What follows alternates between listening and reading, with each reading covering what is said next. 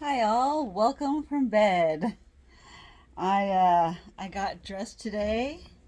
I got in the shower and wear my skirt, so those are my shorts underneath my skirt. Um, I'm exhausted and I haven't really done much at all. I'm just so proud of myself for showering and for getting laundry going and the rest of last week's laundry put away. My room is nice and clean. With the exception of organizing some beads, I still need to organize them. I got my containers and stuff, but I had to get ready and pack and get ready to leave for Yakima last week, so I didn't get opportunity to put them all away before I left town. I had to come home to a messy room and stuff not done. And I'm like, if only I could just keep up on the stuff weekly, it'd make it so much more manageable. But I just don't always got the energy. My fatigue has like hit me like double fold since I fell in December and hurt my spinal cord and bulged two new discs. I want to update y'all. I don't know if I posted anything since I've been back from Yakima. I've made several videos, but I haven't posted anything. I just have not had the energy. I've had the energy to make the videos, just not post them. Some of my gray hairs are poking out right here. You can't see them in the video, I know, and people like doubt me all the time. They're like, "You don't have gray hair." I'm like, I do, and I'm proud of them. I'm not scared of them. I want them to come in. I want gray hair. Then people take me more seriously. I'm earning my grays. Gosh darn it. I'm still having a little bit of a puffy, inflamed face, but my labs, all my numbers are like normalizing again. I'm like, oh, thank goodness, I'm through with my freaking flare. And so when I'm monitoring my blood levels, my friend, I talked to a friend this morning. Love you, Tammy. She hasn't been able to watch my videos in a while, or she's had a she had to take care of herself, and I've given her the space to do that. I can be a clingy friend at times, especially when I'm going through things, and you know, she's like the first person that like I feel like I have a healthy friendship with. Not all my friendships have been healthy. I've cut out a lot of toxic people from my life, and they're only toxic towards me, and I don't expect anybody else to like cut them out because of my own, problems. It's a problem between just me and certain people, and it's hard to maintain friendships when you've got all kinds of medical issues, and especially when you have mental health things going on, and you don't have the most supporting of households, so you don't feel supported. I don't know how else to put it. It's like PTSD. It's PTSD for sure, but it like ramps up anxiety, and especially when you have health issues, and those health issues are affecting your brain, and then you have pain brain, and then you have trauma brain, and then you have a combination of like just being reactionary to just the world around you because all you're doing is surviving at that moment, and your logic is just kind of turned off, and you're kind of shut down, and you're just a shell of a person, and you just aren't yourself. I know, because I still continue to go through it.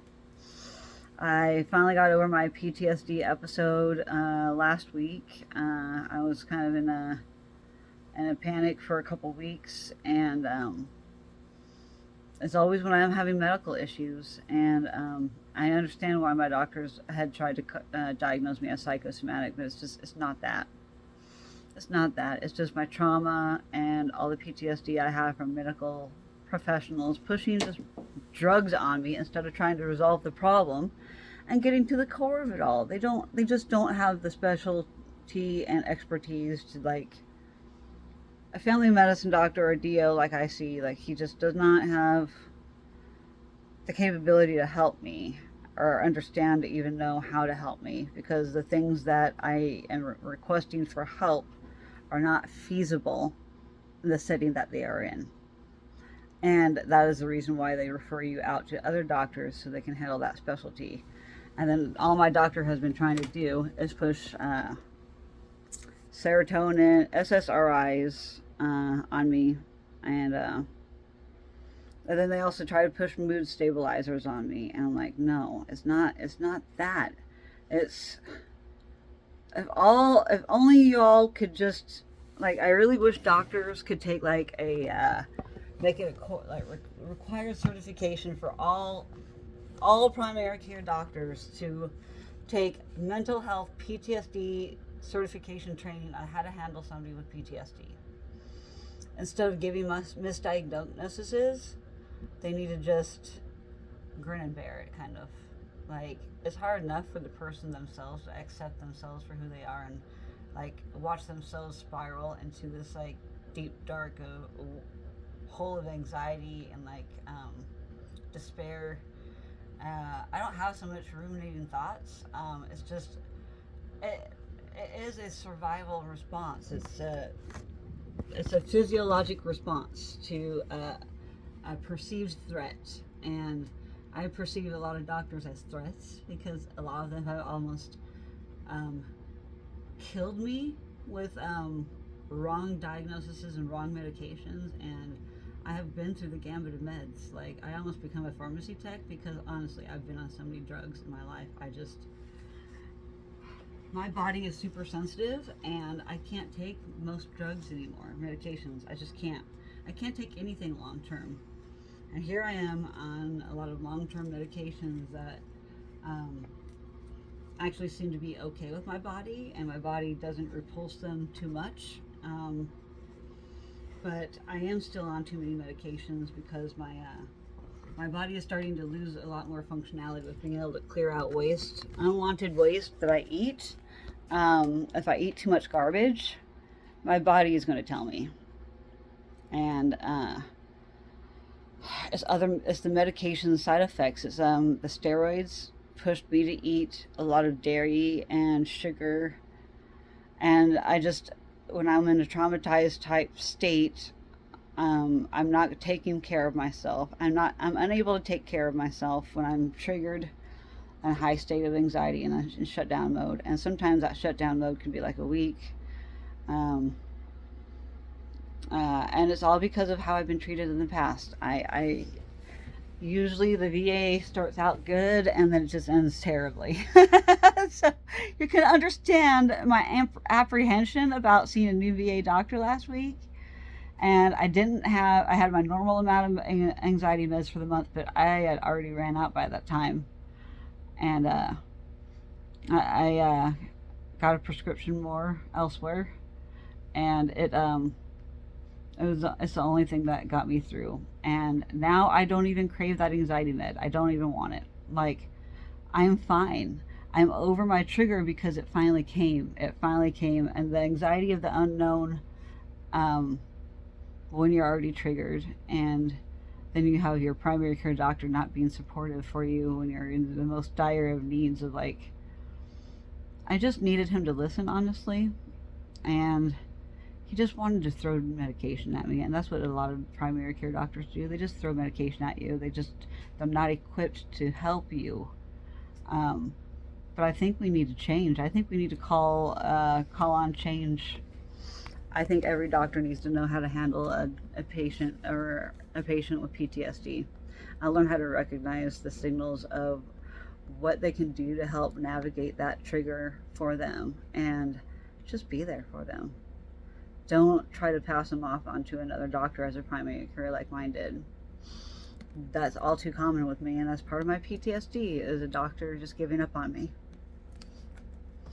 It still hurts. I'm still processing that trauma. That my latest primary is doing the same thing that every other primary has done. And that's just stop believing in how they can help me. When they lose faith in themselves and faith in being able to help me, it makes me lose faith in me. And I'm just trying to fight for my life. I'm trying to fight till I'm 100, despite all these problems. So, I'm still kind of hurt by it, and I'm still processing that from last week. Or actually, it's not even last week. Gosh, so much time has flown by. It's been like 2 weeks since I've seen him, and I was yelling at him. I'm trying to put the past behind me, so I haven't been trying to think about it, but I need to process my feelings about it because I'm still a little upset about it, but I've already planned what I'm going to do. I'm going to take action, and I am going to find a primary that I'm going to build his confidence back up. I'm going to repair our relationship, our patient-professional relationship. Next appointment, I see him, and then I'm just going to request him to look at my labs that I got from my VA labs, and look at my cholesterol, and make a plan, a short-term plan, and long-term plan goals of what my expectations are of him and what his expectations are of me. If he's going to try and put me on SSRIs again, I'll accept and pretend to take them. I will even pay for it out of, whatever, but I'm not going to take them. I hate to have to lie about it and go this route, but sometimes it's all about just playing the game and doing what they ask. And so if he brings it up again, I'll just all right, and go ahead and go pretend that I'm doing it, but I'm not doing it.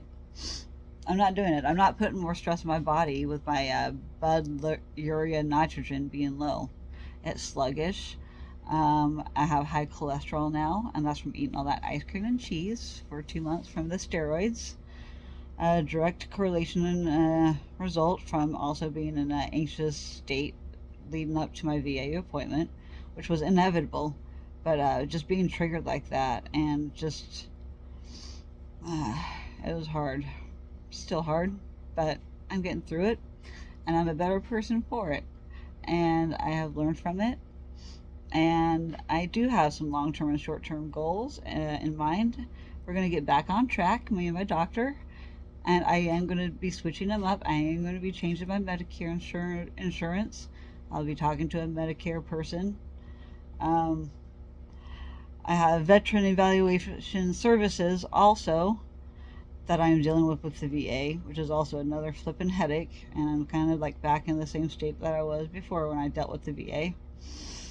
But it's time I get back in gear with the VA, because they are the best option for me.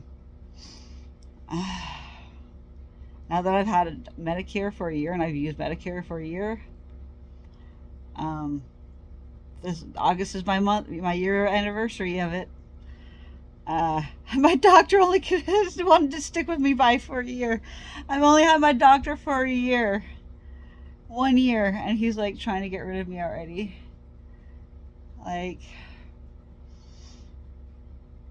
It's all in my own best interest to get an internal medicine primary care doctor. I'm not done with him yet, though. I'll allow him to alleviate me off of his being a patient, and I want no bad blood between us. I want our personal and professional relationship to just blossom. I really like him. I really do. I love my primary care doctor, and I really hate to see him want to give up already. But I'm glad that he tried, and I am glad that he attempted. And it's just like every other damn primary care doctor I've ever had. They just don't know how to help me because I'm just so complex. It's so disheartening when you have professionals give up on you. How can you continue to have confidence to keep going, you may ask? Because I just want to live till I'm 100. It's my biggest goal. And I want to love life, and I want a better quality of life, and I deserve a better quality of life, just like everybody else does. Everybody deserves it. I spared 9 years of my life, getting pumped full of vaccines and damaging my body beyond repair for me with my horrible genetics, and I just wasn't built for the military, not long term. I wished I was. That was my goal. Can you imagine at the age of 28, feeling like the biggest failure in the world because you're medically discharged because your body gave out on you, and you pride yourself in being able to work and do all this stuff and have a life and have money and have, a good sense of, work-life balance, but now I'm not. Now I'm workless, not worthless, workless. Meaning I don't have any. And I went a couple of years on my severance pay, and then like I decided to try and go to college, and I went to college and got graduated with 2 degrees and tried to work, and then I had spinal cord surgery and I was homeless for a while, and then I got my 100% disability, and now the VA is trying to take that away from me again, and I'm fighting it again. And so the last time I had an evaluation, because they require another full evaluation, because I walked out of the last one because the nurse practitioner triggered me. How can I get a nurse practitioner to know anything to do about Chiari and a complicated patient such as myself, to be able to give their professional opinion and hear everything that is connected and not connected to the problem? She does not understand. She triggered me. I walked out of that appointment in the middle of it, crying my eyeballs out. I stopped it in the middle of it. I'm like, I refuse to do anymore. No. She said, all right. And I walked out, crying, triggered, frustrated, upset. She did not want to listen to anything that I said.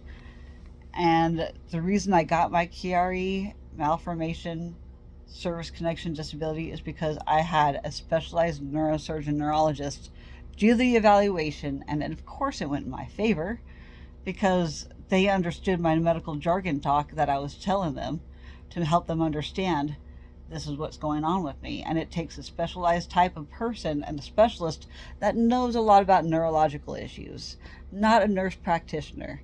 Not to say that nurse practitioners don't know anything. They do. I actually really do respect nurse practitioners. But when it comes to like somebody like me, if a family medicine doctor and other nurse practitioner doctors I've had in the past through the VA, if they want to give up on me and then they're complete jerks to me and gaslight me and tell me I'm stupid to my face for having surgery, when that surgery saved my life, I was stupid, according to my nurse practitioner VA doctor. Not all doctors are created equal, and I'm not trying to blame all nurse practitioners on it, but like, seriously, I've had 2 nurse practitioner doctors and 1 regular doctor, family medicine doctor, that could prescribe without having to ask permission from somebody else, because nurse practitioners do not have certain certifications to be able to prescribe certain medications. They just don't have it, and they have to get it authorized through somebody else. And with the VA, you have to get all kinds of authorizations through them to be able to prescribe that medication. And even then, they don't cover everything, especially for rare things and for treatments that are still like not considered FDA regulated or approved. So for the purpose of what I'm getting them for, because there is no standardized treatment for my rare freaking diseases. Excuse my language. There's no absolute way or understanding of how to treat me. So when you have something that's rare, how the F do they freaking treat you? They treat you like you're freaking crazy. You don't know what you're talking about, but you know your body best. And with the years that I spent in college while I was getting my forestry degree, I was basically getting a medical degree at the same time, learning about the body and different systems within the body and how they function, and figuring out how my body doesn't function like that. And comparing the differences between me and normal people. That is the only way I have figured out anything, is just comparison. And I've known since I was a child. I grew up reading medical encyclopedias, for goodness sake. I was reading medical encyclopedias at like 10 years old. And then in college, I was getting advanced scientific Bachelor of Science degree, reading medical scientific journals and research. At the same time, I learned about tree diseases. I learned about human diseases at the same time. So, no, I'm not a doctor. No, I'm not trying to diagnose anybody but myself. And even then, I'm iffy about, and I second guess myself all the time about my diagnoses. Are those symptoms coming from that? I don't know. It's overlap between 3 or 4 diseases. They have all the same symptoms, so it could be coming from one. And the only way I can do is run the same tests over and over and over and over again, repeatedly, to see what the difference is every week in accordance to how I feel. That is the only kind of factual information I get, is I just get a complete blood count and a metabolic panel. Although they need to be testing my thyroid more frequently. If they are so flipping concerned about sending me to an endocrinologist, I need to be asking for my thyroid to be tested like every single week, like I was for a while with my blood. Like all the month of July, I got my blood tested like every single week. Or maybe it was just all of August. I've had my blood tested every week, and I've compared the numbers every week to see where I've been at. And I've slowly seen my numbers change over the last couple of weeks. And every week it's actually really drastically different in my numbers. They change quite a bit, honestly. It really shocks me observing my own blood work. I'm a nerd, and I like puzzles, and I like to try and solve problems, and I'm not a people pleaser. I'm a me pleaser. I'm a me pleaser, if you know what I mean. No, I don't even think about that stuff, honestly, because I just don't feel physically good hardly at all anytime. There's always something going on behind this mask of mine. I'm just not talking about it. I'm trying my best to live my best life and be happy and not think about it. I am trying my best not to think about my pain that I'm feeling in my thigh right now, as it's throbbing underneath this pad.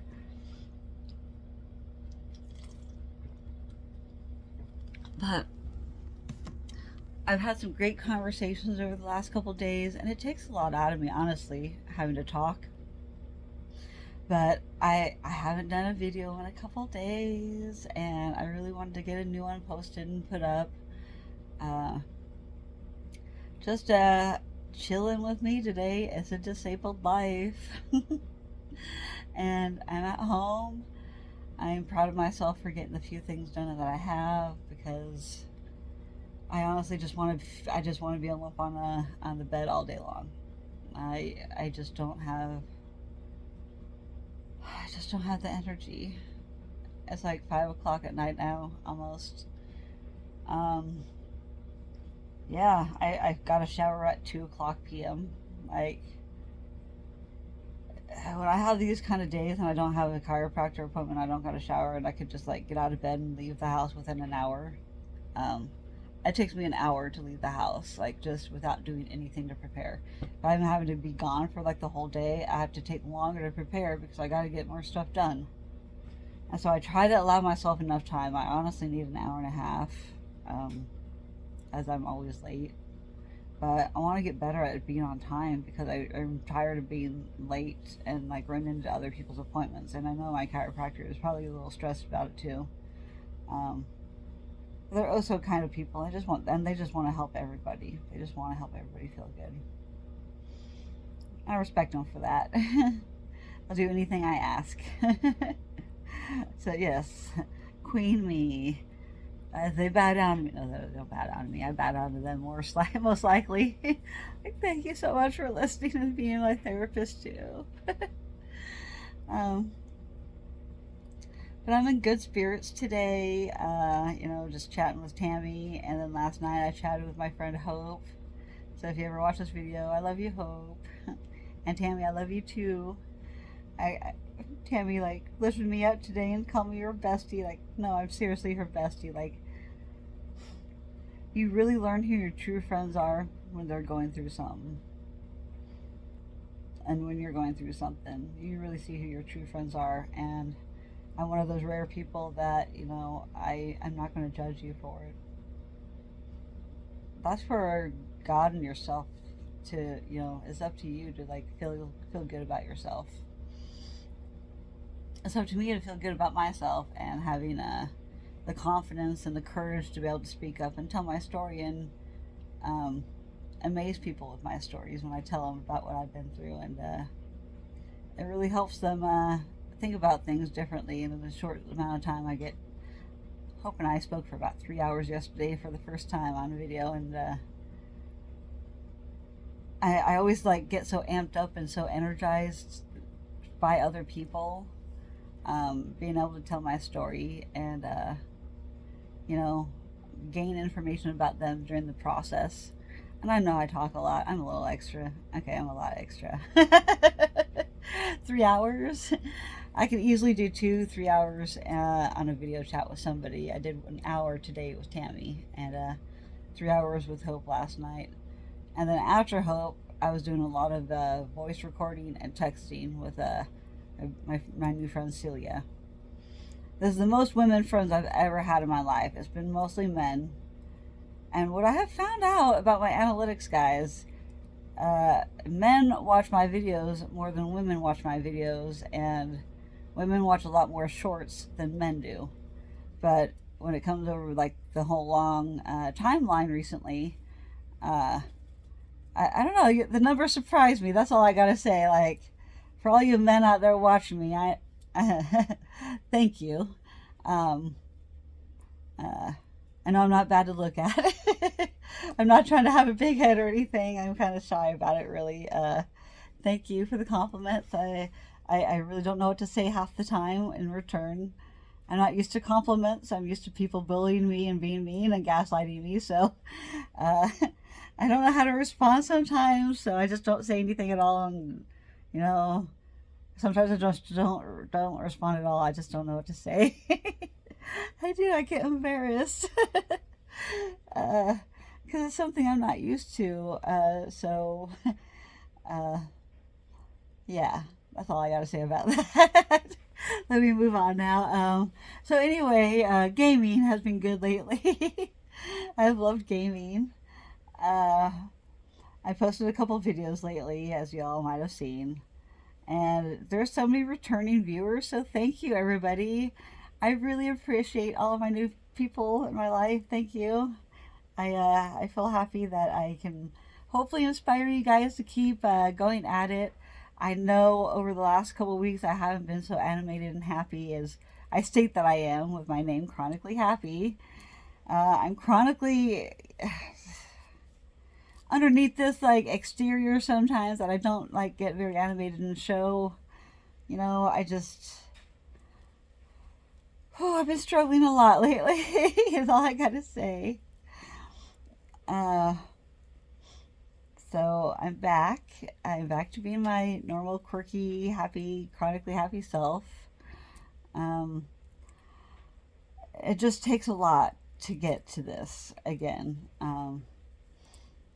Like, I hate that my parents have to watch their daughter go through these things. I can only imagine. I'm not a parent myself, so I don't know what it's like to have a kid to go off the deep end and get PTSD triggered, and you know, sometimes they trigger me in the process. And it's because my mind is already kind of like shut off, and I'm partially getting signal and I'm partially not.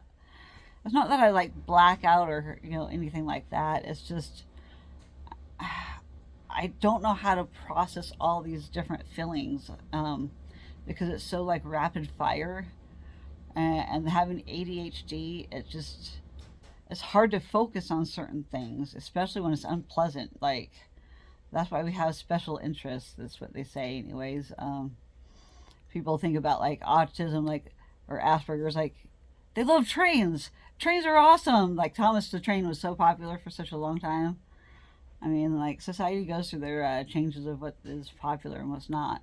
You know, Barney was popular when I was about in teenage years, and I was just like hating on Barney. Power Rangers, I was also hating on them. I'm like, you know, I was just like a very spiteful teenager, honestly. Like, yeah, I was very unhappy and rebellious and very misunderstood. And that's because of the ADHD that I didn't know existed. Like, I really didn't. I like, you know, I only thought of like hyper boys. That's all I thought of in kids, like when I heard ADHD. So that was primarily what the diagnosis criteria is met under, is boys, not girls. Girls show different signs. We're better at masking. We're better at like hiding it than guys. That's kind of why I wanted to be an actress when I was growing up, because I'm like, oh, I'm an actress every day of my life. This is like easy. It'd be easy for me to do. I can pretend to be anybody I want. You know, just suggest enough, and yeah. If I hang out or be around that kind of energy, then yeah, I'm going to start picking up on that and, acting out too. Um, yeah, I was like an outcast. Like, I wasn't ever one of the popular people. I wasn't into sports, and like, I had a lot of large friend groups because I didn't like participate in a lot of activities. I mean, the people that don't participate in activities don't really get noticed or seen or like anybody knows anything about. So, finally, senior year, I got into color guard. Like, so I started to finally try to become like more like, all right, let's try and focus on something. Let's try something, But it was so hard because I struggled academically so much. I was bored. I was bored in school.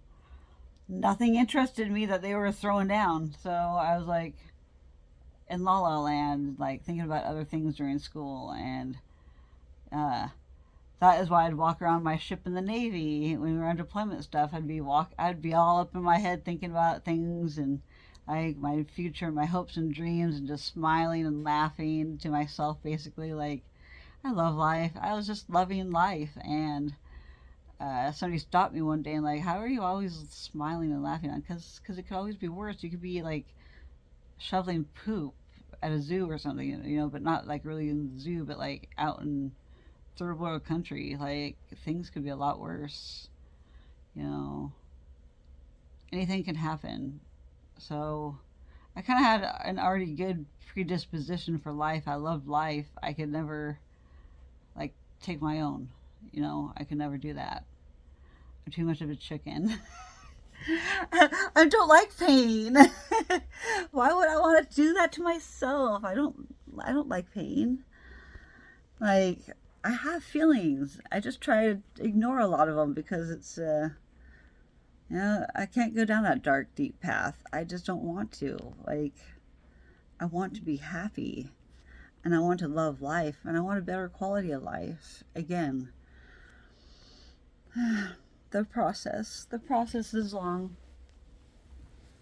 and arduous, and it's not easy, but I'm here to do it for y'all, and try and inspire y'all to keep living your own best life.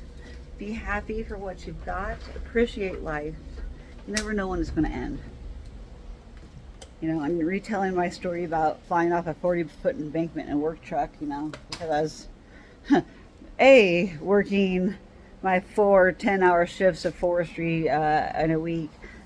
B, I was taking like almost 12 to 18 credits online during summer term while I was working for these 10-hour shifts with the forestry department.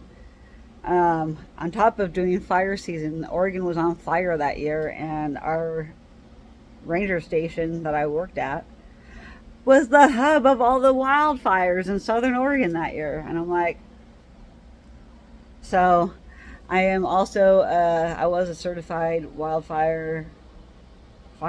fire, wildfire fighter, firefighter. There's so many,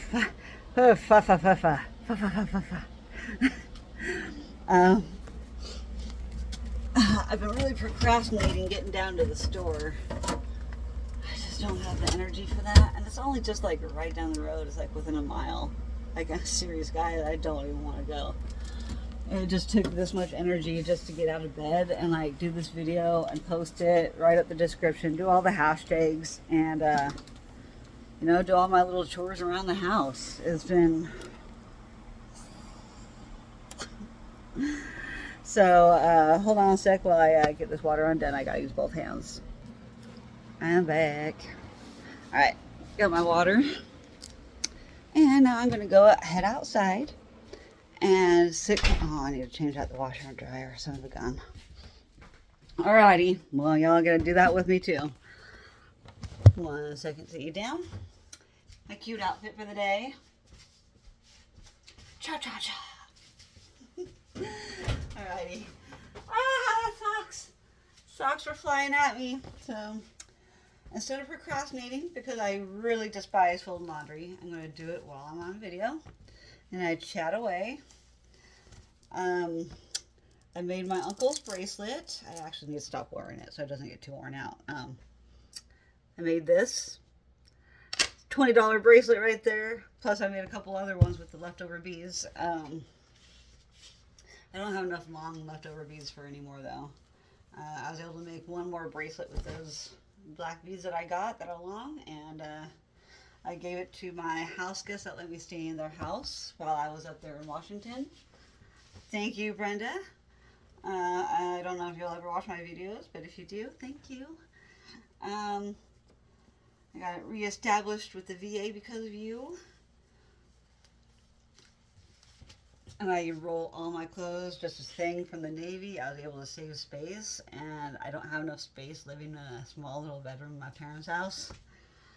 Oh my gosh, I watched the funniest freaking short video today about Gen X.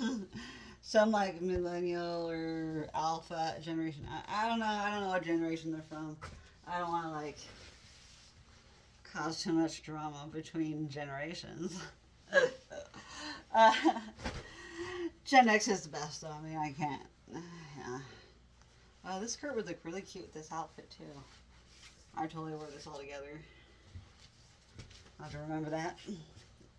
I only threw this like checkered thing on last minute. I was only wearing this around the house. My compression tank top, and there's my new pain patch right down there. I changed from up here. I don't know if I still have a little bit of a rash. I can't tuck my chin in enough, but that's where the last one was. Oh, my back is killing me. And my neck. And this is just going to be my pain pattern for a while. Like, I really adjusted to mess myself up by making my lower back pop. But now it's like making everything in my spinal cord sit the wrong way. And so now, it looks like I was trying to I have to pee. No, I don't have to pee. It just makes everything awkward, and like it makes it sit off, like, it's hard to explain without having like a diagram and a skeleton. And I do have skeletons. They're not in my closet, they're in my storage unit. My plastic skeletons for Halloween. Oh my gosh, all the Halloween stuff in the stores right now. I'm just like, I want all of this. I've never seen anybody have this stuff before. This stuff is badass. I want it. Just useless decoration stuff that I would totally leave up all year round, honestly. But I don't have room to like redecorate my bedroom. And I'm just like my mom. I like to redecorate like every so often. I get bored with looking at the same thing over and over again day to day. I just get bored. I took out the chicken and defrosted the chicken for dinner. Like my parents are going to feel like cooking.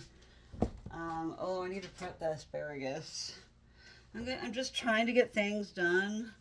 And I left on Tuesday last week, right before the trash went out. And so like nobody's been living here really for like the last week. My parents left on Wednesday to come up to meet me in Washington. Because it's a family friend, not just my friend, it's a family friend. She used to be a neighbor, and now she lives up in Yakima with her dad. And they're managing some houses that are still even being built as we speak. They're going to be renting the houses out while they're renting a house themselves. But yeah, her dad has invested in some real estate, and she's got no income, unfortunately. She's tried to get Social Security. She's just like really, like, she's got a lot of issues like with her health too. I don't need to get into specifics. It's none of my business to tell others about other people's health. That's kind of a touchy subject for some people, especially my parents. So, anyway, just I've helped remind her that she's just not alone. My mom motivates her, and she helps her get her out of bed when she comes to visit. And it's just nice that they have some friends that they can go visit and like just spend some time with. And honestly, it was like so refreshing to be up there in that big 5-bedroom house, like so much space, and it's just her and her dad to be in such a big house. But having the room for people to be able to stay is like their favorite thing. They love visitors, and like, you know, her dad talks a lot, and man, that man has led had an interesting life. Ooh, he's awesome. I love her dad. He's just really hard of hearing, and his hearing aids, at least he's got those. Um, but yeah, she's so frustrated with her dad at times. I'm like, oh, that's my relationship with them. And here they are with me too. It's nice to get away from my parents for a day. So I love my mom and dad, though. Don't get me wrong. Like, I was trying to explain to my friend last night that Hope, my very fan bae, she's my girlfriend. Love you, Hope. If you watch this one. I need to get new socks, yo. Like, all my socks are starting to wear out in the bottom of the pads. And I didn't even notice this until recently. I'm like, oh. I need new socks. They're wearing out. These ones are wearing out a lot faster than this other pair, though. Like, this is actually, like, reinforced in those spots. And so, like, I love these socks. They're smart wool. And they're, not ankle, but like a little bit above the ankle. Like they're just my favorite. But I really hate my edema in my ankles and feet, so I hate the indent that my socks leave at my ankle when I wear them. Because I have water retention. It sucks. I have a slight bit of water retention still. But as I clean up my eating, it's going to get better. I just have to have my primary run those tests for me again. Oh, I forgot if I needed to spray this or not. It's hard to breathe right now, guys, while I'm standing here and like talk. It's hard to breathe. It's almost like I have like asthma, and I do have a diagnosis of mild asthma, but I'm like, my lungs sounded great when my freaking VA doctor listened to. I'm like, I know. But thank you. Go EDS, go. Superpower EDS. Makes everything hypermobile and flexible in my body. So when something goes wrong, even the slightest of thing, I know and I understand it and feel it. I just can't place it unless I've experienced it before and have been able to place it via some kind of test to be able to answer the question. And when I do my blood tests, what I look for is my red blood cell count is actually usually low. My volume of blood cells is usually, I have fewer red blood cells, but bigger red blood cells to accommodate for the oxygen, to try and bring the same amount of oxygen through to all my organs that it needs to be able to function as it needs to. But due to my spinal cord being blocked at times and having mobility issues because my vertebra and my ribs all decide to slip out every single day, all day long, especially with certain activities, I have to try and like change up my day. I can't like do any one thing for a super long time. It sucks. Like, this is really sucking doing this for this long, like standing here doing this laundry. But if I don't do it now, I will not do it later, because I will be laying in bed, like, playing video games and, like, relying on my mom and dad to take care of, like, the dinner and all that stuff. Because I've used all of my energy and spoons for the day for being able to do this video, and just the long conversations and talking almost nonstop is just, it is draining. It's, like, it's physically draining to do. Whether I'm talking to myself or to a video camera. It does take a lot of energy to do this, so I just want y'all to understand I'm really, like, I'm hiding it very well. But I do talk faster to try and get more information out in the shortest amount of time possible with the fastest descriptors without having to go too much into detail while still going into a lot of detail. So, this is how fast my mind works. This is what this is a non-stop thing in my brain all day long. Like, if I'm not saying it out loud, I'm thinking about something. And then I change topics in my brain, like, at the drop of a hat, a pinprick. I'm stopping one video and watching another one, and then I'm trying to, like, pay attention to both, and then I'm, like, not really absorbing anything. And it's just, that's ADHD. I can't. I wish I had like the creativity of some of these other content creators and whatever platforms. This one in particular that I'm thinking about is on YouTube, but her content, I wish I had her creativity with making video, like shorts and stuff, and like make them so relatable. And like, and these people are all like talented in the one way though, but they're only talented in the way of shorts. And so, how much is that information, or how much is that, you know, really doing for somebody? Like, yeah, it shows that they're not alone, but like, I don't know. I don't know what my content is doing for anybody. I hope it's helping, but you know, I never know. People do love reading and watching my stuff when they take the time to do so. Just like I like to watch people that have like 20 to 30 minute videos too. Like this one's actually getting to be a little too long. Nobody really has, like, unless it's a long drive into work, like, which I used to have. So I used to listen to podcasts all the time. So it's not too far out of my alley of like genre kind of stuff. But having ADHD, I've had like a wide variety, and I just like pretty much just love everything in life. So I had to kind of narrow it down. Like I get a little like overwhelmed paralysis. Like I get so overwhelmed because I have so much to do, and I just end up shutting down and doing nothing instead because I'm just too tired about thinking about it, and it's just tiring to think about doing something.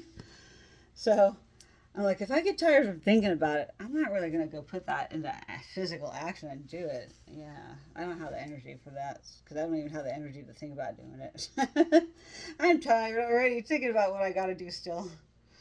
So there we go. Oh, I got almost all my laundry folded. I am so proud of myself. Thank you so much for sticking by me and hanging out with me while I do laundry and talk about, ramble about whatever. Like I said, I'm about done here. I just want to swap out this laundry. Move you over here. Oh. Kind of need the water that my phone is sitting behind. And I'm not really wearing the proper shoes, but I was trying. The reason I haven't put my socks and shoes on is because I'm like, one, I don't really want to go to the store. Two, I don't know where my clippers went to. I just had them the other day. If I put them back where they belong, I know where they are. But if I didn't, then they're probably like in my blanket somewhere, or like fallen somewhere. I don't know. Because I need to trim my toenails so bad. They haven't been trimmed since May, and these suckers are like getting way too long. I can't help it. I can't handle it anymore. And it's going to feel so much differently when I put shoes on when I have these suckers trimmed. So I can't wait to groom myself and like cut my toenails. It's just I have so much other things I'm trying to do before my parents get home, because they're going to need this washer and dryer. And I know they're not going to feel like cooking, so I'm going to try my best to prepare the asparagus for them. Cut off all the ends, wash it, and figure out what to coat the chicken with, because I got the chicken completely defrosted. It's in the fridge now. I just want to make it easy on them, like, and the laundry still needs to be gathered up, the little bit that we do have, and taken out to the curb. So that's usually my dad's job. We usually all split duties with like doing dishes, but usually it's my dad and I doing dishes, and my dad's been doing cooking because my mom's just been, she's been going through some medical stuff too. But he's been going through medical stuff as well. They both need surgery, and so they're both taking turns having to piggyback taking surgery. And we both can't do it at the same time because I can't take care of them either. It's sad. I wished I could take care of my parents, but really we're all just kind of taking care of each other and trying to help each other out the best that we can as we go along through life. Like, I'm blessed to live with my parents and be with my parents as long as I have, but at the same time, like I was talking about that video. Oh, yeah, that's right. That Gen X video I watched. Forgot I stopped in the middle of that story and sidetracked. I should probably hang this to dry. This says dry clean only, so I might as well just not put that in the dryer. I mean, it wouldn't hurt to shrink it either, but I don't know what it's going to do if I put it in there.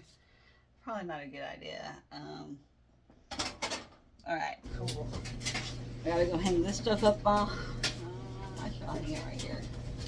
We'll just dry out right here. So Gen X versus the new the newer generation. They were responding to it was like two videos in one, really.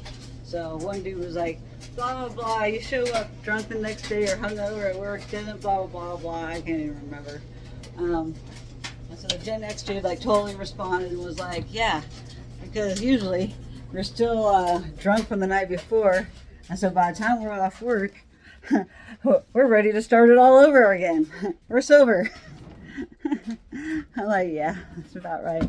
That's what I did in my 30s or 20s when I was in the Navy. Before I hit 30, I was partying it up in the Navy. I was working Victoria's Secret bartending. I work in my Navy 12-hour shift job. Oh man, to have that energy again. Oh, I would love to have that. Just to be able to do all that and still party. And I was still kind of drunk when I would go to my Navy job at work. I was late a couple times. I got in trouble because I was late. And then I'm like, I'm just not feeling good. I just go home.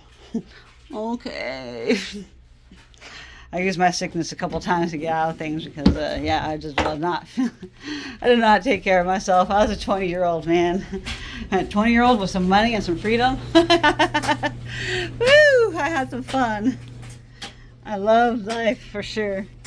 I have lots of stories. I remember being out to sea after the last night in port, show up for work and get underway, and oh man, I'd still be hungover, kind of drunk, and we'd be hitting the water. We're kind of like standing there at formation in the morning, trying to like stand there straight up, shirts kind of like hanging out of their freaking uniform. Like, oh yeah, we were sailors for sure on my ship. It did not feel like the Navy until I got on my ship, that's for sure. That's what I was always told, but I was shore duty baby until I went on my ship. Whew, did that change my viewpoint about the Navy? For sure. Yeah, it was quite the experience. I would never trade it for the world either. Like, I love the Navy. Like, I would never, like, even knowing that I'm, like, this disease, like, there were things that I could have, like, circumvented, like, some things. And made things a little bit easier on myself, and maybe I wouldn't have broken down so early. I can't think about the what ifs, though. I have to think about, how things really are now. And, yeah, I've got some therapy to do still.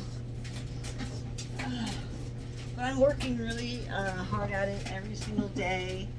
I want to be happy, enjoy the experiences that I had, share my stories, and really inspire you all to keep going, never give up. You never know. Anything can happen in life at any moment.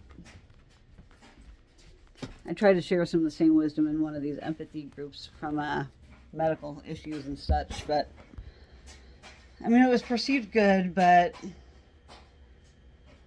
she has some other advice for me too, and I wasn't expecting that. I should always expect some advice, though. Like, I'm not a know-it-all. I don't know everything. My life is not perfect. Like, everybody has things. Everybody has something. Everybody's got something wrong with them. There is no perfection. There is no normal, honestly. But there is an average. There's a normal. What everybody thinks is normal is really just an average of society's viewpoints and perspectives. And that's all it is. It's all a matter, life is all a matter of perspective. And it all depends on how you view it and how you want to go about it. It's in your power to do what you want. You just have to be ready. Some people aren't ready to accept the truth and accept things for the way they are. I have to accept that my body is failing, but there are things I can do to make it better, maybe slow it down. But these things and processes are inevitable in my genetics. And the people kind of gave me the perspective in that Facebook group that we want to try to get back to 110%. Well, I feel like they're really not accepting. They're not accepting things for what they are. They're not accepting that your quality of life will never be 110% again, and that should be okay. And it's not settling, but I feel like that's the kind of message I got across from them in so many words. I'm like,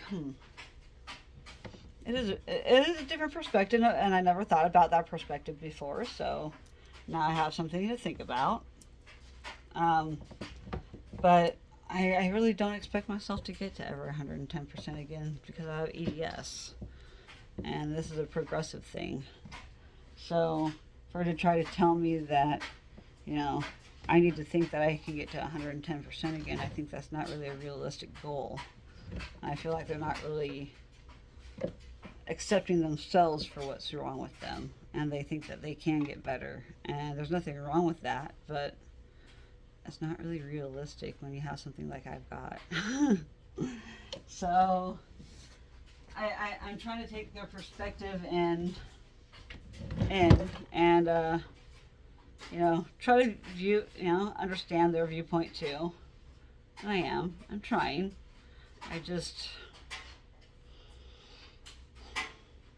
What is my takeaway from that conversation?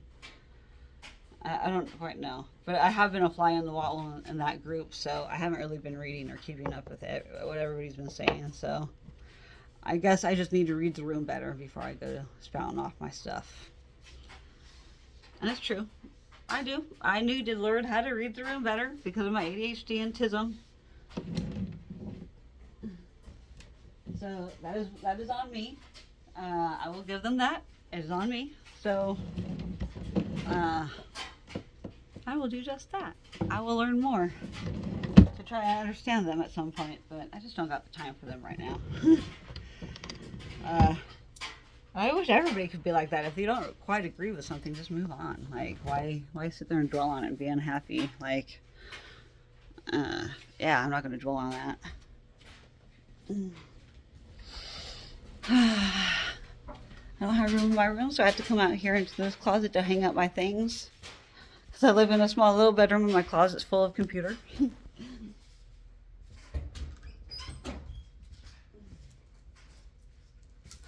But at least all my laundry is almost done and folded and put away. And now I gotta go lay down. Because that is one task, and then I have to take a break, and then get back up and try again. That is a disabled life. Just keep getting up and trying again. But this pain is getting pretty bad in my neck. Even sitting down is just too much. I have to lay down. Lay down. Did I put my water in here? No, I set it down out there somewhere. Right there. Thought I brought it out here. Where did I set it down last?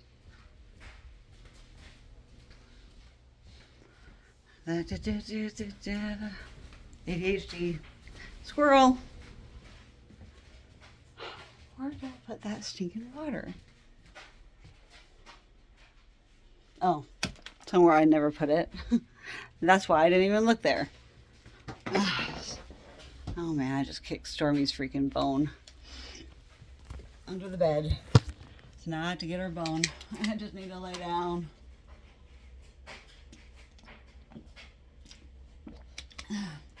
This has been a long video. Let's drop this heating pad back up. Alright, level 4. This is where we began, and this is where we're ending it. How lovely. So if y'all made it to the end of this video at an hour in, thank you so much. Instead of watching 2 videos or 3 of my videos, you get to watch 1 in the same amount of time. Or if you watch it in spurts, that's even better. So anyways, thank you for joining me, and I think I finished all my stories that I wanted to say for the day after I had so many distractions. I love you all. Never give up. Keep smiling and tell those that you love them that you love them. And just never give up. Life is too short. And stay happy. Happy.